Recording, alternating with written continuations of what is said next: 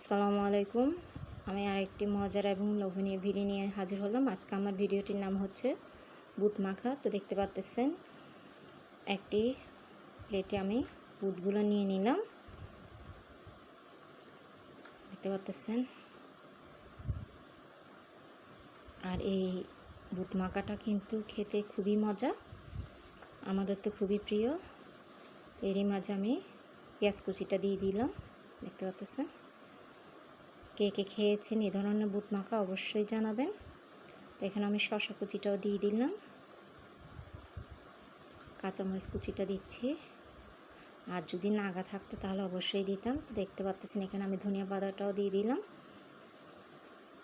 আর নাগা দেওয়ার কারণে কিন্তু ঝালের পরিমাণটা আর একটু বেশি হতো। তো এখানে আমি গাজর কুচিটাও দিলাম, লেবুর রস দিচ্ছি। দেখতে পাচ্ছেন, আসলে ঘরে নাগাটা না থাকার কারণে দিতে পারলাম না। আর যারা নাগা মরিচটা পছন্দ করে থাকেন তাদের তার কথাই নেই। দেখতেছেন এখানে আমি সরিষার তেল দিচ্ছি। আর এই বুটটা কিন্তু আমি হাতেই মাখবো, কোনো চামচ ব্যবহার করব না। আসলে হাতে মাখানো জিনিসগুলোর স্বাদই কিন্তু আলাদা। দেখতে পাচ্ছেন,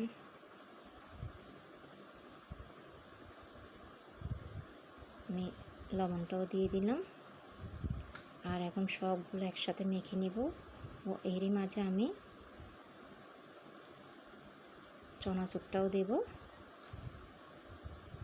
আর চানাচুর দেওয়ার কারণে কিন্তু এটার স্বাদ আরও ডাবল হয়ে যাবে।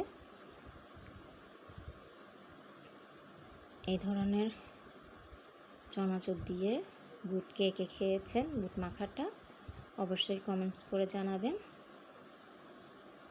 দেখতে পাচ্ছেন,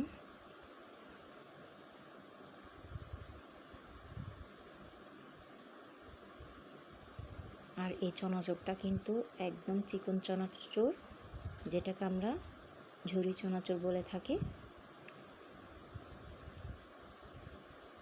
দেখতে পাচ্ছেন সবগুলো মেখে নিচ্ছি।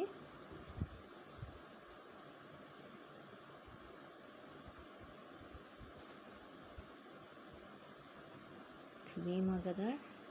এখানে কিন্তু কোনো মুড়ি দিব না, কিংবা অন্য কোনো ঝাল নাস্তাও দেব না। শুধুমাত্র চানাচুর দিয়ে এই বুটটা মাখলাম। খুবই মজাদার, বিশ্বাস হচ্ছে না। একবার হলো তৈরি করে দেখবেন, এবং কার কেমন লেগেছে অবশ্যই কমেন্টস করে জানাবেন। আমাদের তো খুবই প্রিয়, আসলে আমাদের বললে ভুল হবে, সবারই প্রিয়। ছোট বড় সবাই পছন্দ করে থাকে এই ধরনের বুট মাখাটা। তো দেখতে পাচ্ছেন মাশাআল্লাহ তৈরি হয়ে গেলো আমার চানাচুর দিয়ে বুট মাখা।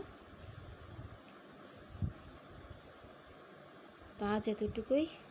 দেখার জন্য সবাইকে ধন্যবাদ।